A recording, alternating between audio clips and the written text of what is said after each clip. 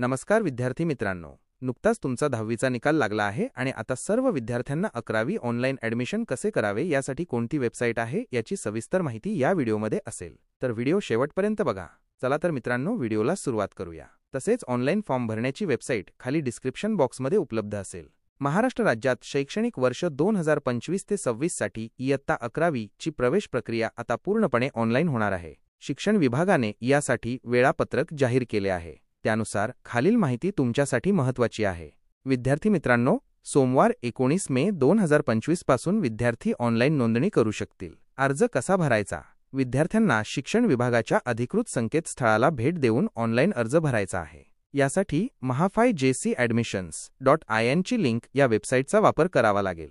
इतर कोणत्याही बनावट वेबसाईटपासून विद्यार्थ्यांनी सावध राहावे। अर्ज भरण्याची अंतिम तारीख काय आहे? ऑनलाईन अर्ज भरण्याची प्रक्रिया मे 19 पासून सुरू होऊन 28 मे 2025 पर्यंत चालेल। किती महाविद्यालयांचे पर्याय निवडता येतील? अर्ज भरताना विद्यार्थ्यांना त्यांच्या आवडीचे 10 महाविद्यालय निवडण्याची सोय असेल। प्रवेश प्रक्रिया किती टप्प्यात होणार?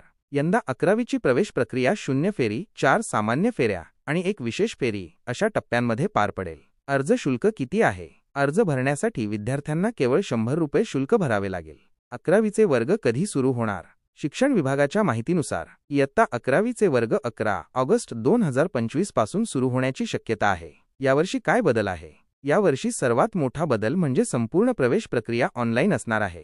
काही राखीव जागा वगळता कोणतेही ऑफलाईन प्रवेश होणार नाहीत। तसेच विद्यार्थ्यांच्या सोयीनुसार विज्ञान, वाणिज्य आणि कला शाखा निवडण्याबाबत काही महत्त्वाचे बदल करण्यात आले आहेत। राज्यात किती जागा उपलब्ध आहेत? राज्यामध्ये सुमारे 11,700 ज्युनियर कॉलेजांमध्ये इयत्ता 11वीच्या सुमारे 16,76,000 जागांसाठी ही केंद्रीय ऑनलाईन प्रवेश प्रक्रिया राबविण्यात येणार आहे।